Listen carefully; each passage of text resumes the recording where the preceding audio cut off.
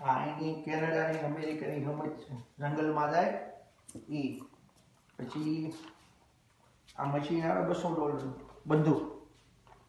આ ગોળીઓ $50 આ $100 બાટલો.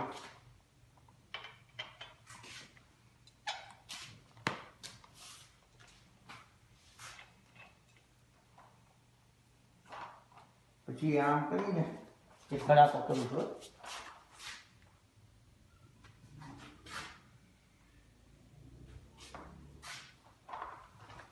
ચાલુ નથી કઈ ચાલુ ખોડો પાડે ચડાવવાના.